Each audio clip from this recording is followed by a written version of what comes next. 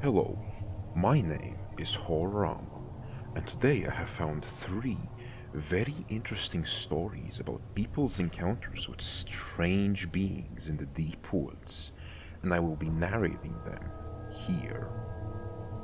If you end up enjoying my narration, then please do consider liking and subscribing to my channel, since it really does help a lot. But without further ado, I hope you enjoy.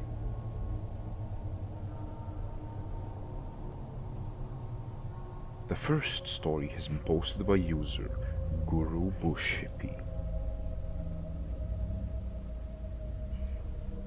In the summer of 2012, I took a job as an expedition canoe guide on the Boundary Waters in northern Minnesota. These are a massive wilderness area of lakes and land. I was working for the Boy Scouts and we were based on Moose Lake on the US side. My job was to facilitate a fun and safe multi-day trip, anywhere from 7 to 12 days out. Most of that summer was typical, but one expedition in particular still haunts me as a result of what happened to us over the course of a few days. Here is the account in full. My crew was on the younger side. There were 9 of us in total, the maximum allowed in a group per our permit. There were 6 scouts, 2 adult advisors, and myself. They had wanted to do a 200-miler, but didn't have the physical ability, so we had to amend our route. They were bummed out, so I decided to take them to a waterfall called Eddy Falls. It's pretty flat up there, so waterfall is somewhat rare, but that decision would end up putting us in the path of something. We visited the falls and camped near to it. That evening, I had the boys working on camp setup, while the advisors worked on fire for dinner. I was collecting firewood in a big tangle of down trees, brush, and bramble. I could faintly hear the falls off to my left, when out of nowhere, I hear the most unearthly scream I've ever heard. It stopped me dead in my tracks, and I was frozen. The second scream was closer, and the third even closer yet. I couldn't see anything due to the thickness of the brush, but whatever this was, it was coming directly at me. By the 4th scream, I could feel it in my chest. I got nauseous and involuntarily barked at it. I've never before or since heard that sound come out of my body. The 5th scream almost physically hurt, but it snapped me back to reality, and I ran back to camp. My crew had heard it too, but what am I to tell them? I claimed it was a boar. There's no boar up there, and the advisors knew I was lying, but didn't call my bluff. After dinner, they went to their tents, and I retired to my hammock about 50 yards from camp. As a rule, I always set my hammock at my head height, so about 6 feet up. I would use a tarp over my body and head to keep the morning dew off and the morning mosquitoes at bay, but the tarp wasn't strung up. That's important. It was just loosely over me. It must have been around 3 to 4 a.m. when I was awakened by what sounded to me like a woman sobbing Not an outright cry, but a sob. At the same time, I'm hearing something walking through the thick brush down past my feet. So I listen, totally still and quiet as it crosses into camp. I could hear the change from brush to granite rock, but could still hear its heavy footfalls as it walked right through camp and on towards me. At this point, the tarp is still over my head, so I can't see a thing, and I don't know what to do.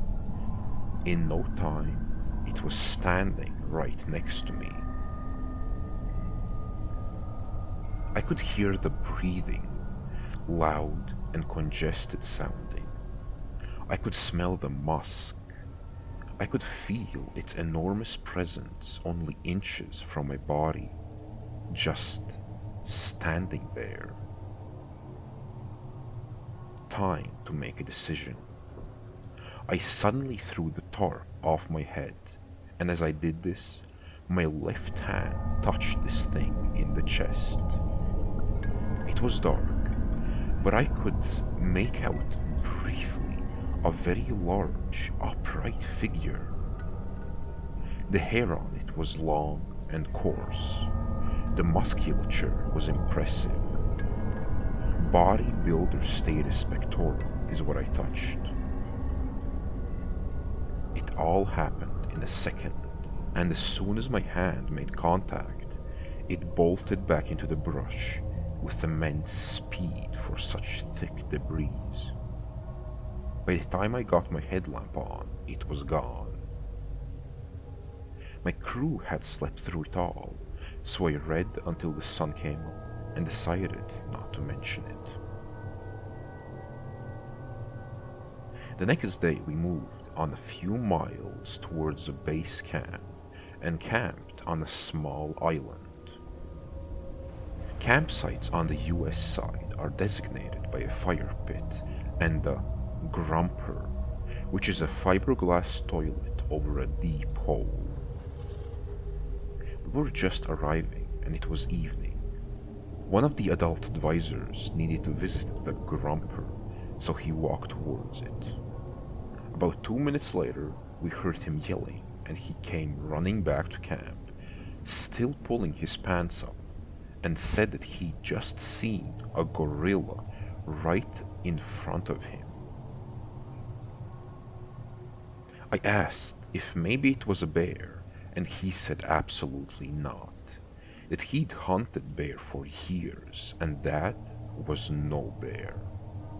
It was a monkey, and it was about 9 feet tall.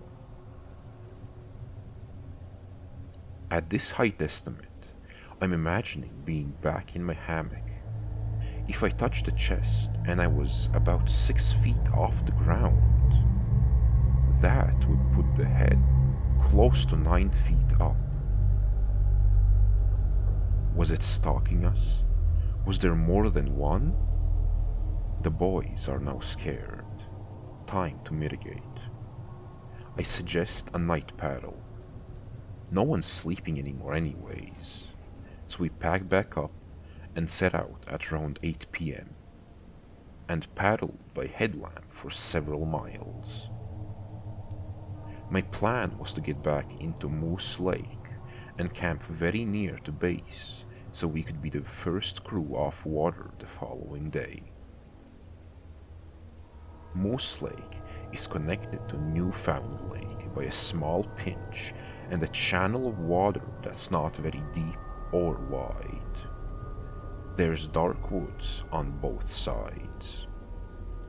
We were right in the middle of the pinch when a rock the size of a basketball came flying out of the woods on the right side and narrowly missed the bow of the canoe I was steering. There's no cliff there. This thing was forcefully thrown at us from the tree line. At this, we paddled like hell.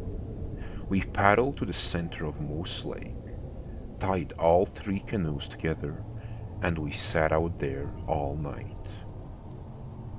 With the sunrise, we paddled to base camp and ended our expedition. They did not want to talk about what happened, and I was okay with that. They left for Oklahoma the next day. After they left, I went to work a shift in the canoe yard, helping crews offload. My buddy Justin got back that day from a trip in the same area we had been in, Bear Loop, and as I was helping him put a boat on the rack, I noticed he had a distant look, almost 1,000-yard stare.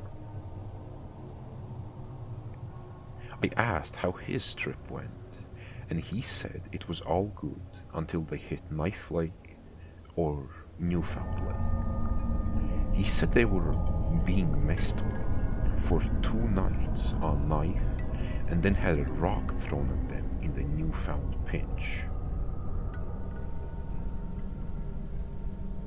Sure enough, for a solid 2 weeks after that, crews kept coming back from that area with very similar stories. One night, there was a crowd of US guides in the staff lodge swapping trail stories, and these encounters came up one after another. Screams, rocks, sightings of apes. Then, from the back corner of the room, I hear a chuckle. It's one of the old veteran guides who'd been there for over a decade. All he said was, "It's about time somebody else seen one." I asked how long he'd known they were there. He said he's been encountering them for 10 years. Then, he said, they talked to me. This shocked me. Like a language? I asked. No, they communicate telepathically. The less you acknowledge them, the less they'll bother you. But they can read you, and they like it when you're afraid. It's like a game to them.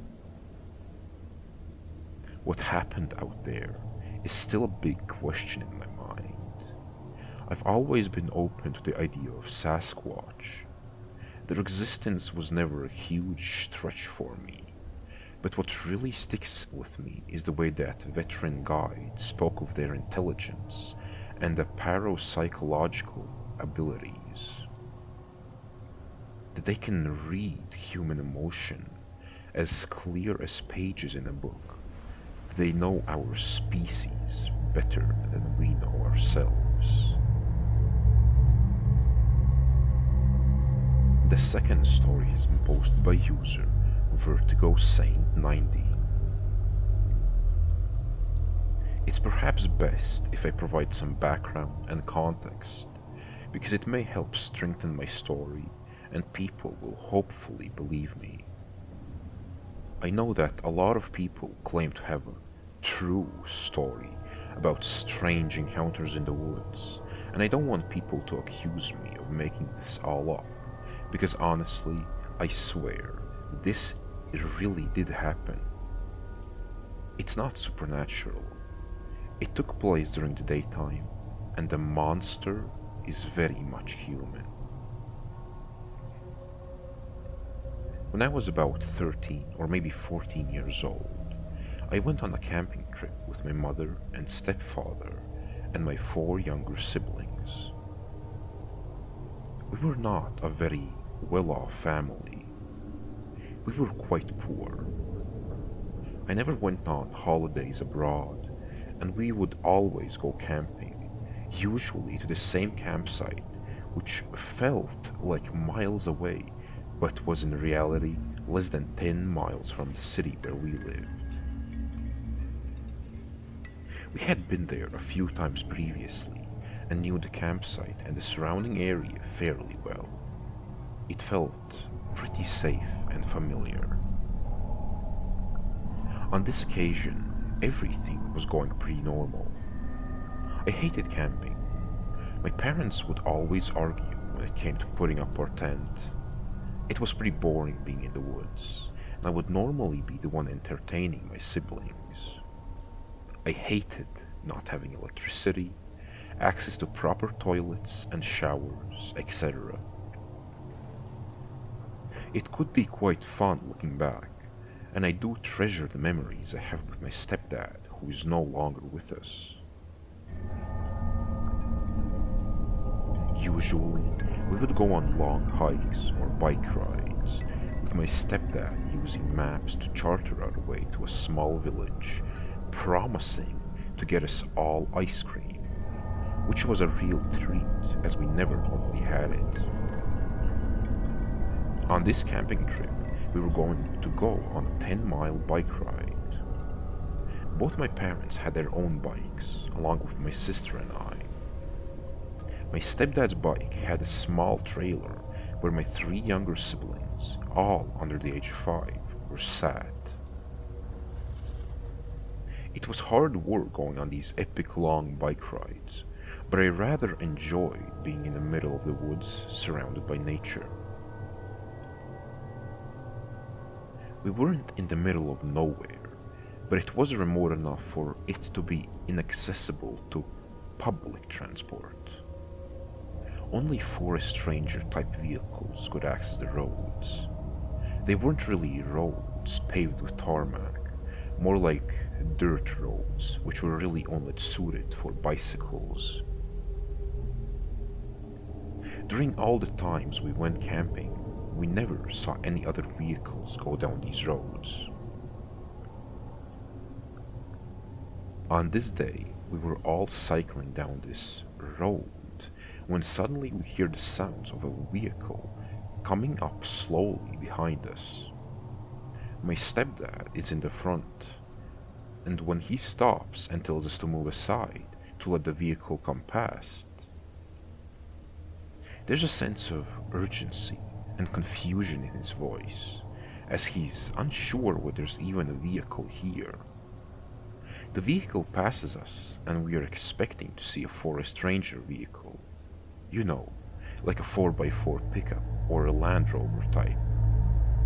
But instead, we see an estate station wagon type of car with a long body and large trunk with a window at the back. In the back of the station wagon, I see several large trash bags, and it's a very strange sight. I may only be a teenager, but this is a sight that sets off alarm bells for several reasons. This is not a car that is designed for going off-road in the woods. As previously mentioned, we have never encountered any vehicles down this bike road before. The person driving is clearly not lost, as they didn't stop to ask for directions. There are big black trash bags in the back of the car that look very suspicious. What I mean by this point, they are full and tied up tightly. We could all see into the back of the car, and I didn't see anything poking out of the bag to indicate it was full of garbage. The driver looked very rough, and I don't mean to sound rude. He looked very mean. I can't recall his features, just that he didn't look like a friendly person that belonged in the countryside. He wore dark clothing. I think he was clean-shaven and had very short hair. I wish I remembered more about what this man looked like. As if this incident couldn't get any stranger, what took place next has left such an impression on me that I still recall the sense of fear that I felt at the time as I write this post. My palms are getting sweaty and my heart is racing. The car drives on several more feet, then the driver stops. For what feels like the longest time in my entire life, nothing happens. We're all just watching this car, My stepdad has told us to remain still. He's very serious as he's assessing the situation. Then, the car's reverse light comes on, and the car starts reversing up to us. My stepdad was in the army for several years and was one of the toughest guys I knew. Goes into full panic mode. He tells us to run.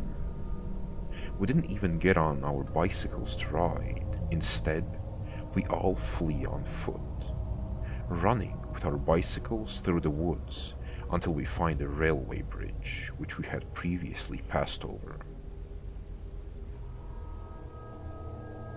We never looked back. I have no idea if the man in the car got out to go after us. I don't know if he just continued driving. I have no idea who he was or what was in those bags. We never really spoke about what happened that day. I know it was something that seriously scared my stepdad because of his response. And it's left me frightened about who I might encounter in the woods until this very day.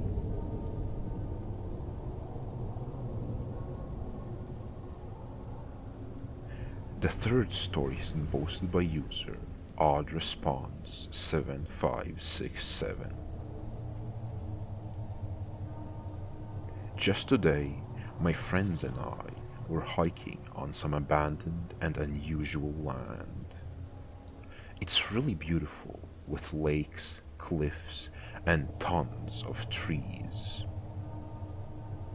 The hike was going really well, but it was getting close to dark. Then, while walking, my friend whispered to me that they had been thinking of skinwalkers and couldn't stop. This got me thinking of the same, and because we are both quite superstitious, we decided to head back to the car to eliminate any risk. A few minutes into the hike back, we both got horrible feelings, and it became apparent that we were not alone.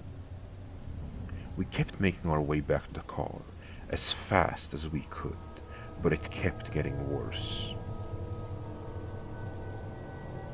Both of us experienced blurred vision, and the air suddenly got thick and had a hum to it. It also became incredibly hard to move, and we both experienced an intense urge to lay down and stop hiking. We came across an area we hadn't yet hiked through, but was adjacent to where we were, and there were so many deer prints in every direction, as if a deer had been rapidly pacing here, and human footprints on the other side of that scramble. There wasn't a clear starting point to the footprints, and no evidence of other hikers for miles. The trek back to the car seemed to take 5 minutes and 3 hours simultaneously. So we have no clue how long it actually took. Neither of us has felt this sense of dread or been this disoriented before. Do you think it's possible we had a close encounter with a skinwalker? Or was it something else entirely? I do not have the background knowledge to say what exactly it could be. We are in eastern Kansas, if that helps. Any information or ideas are appreciated.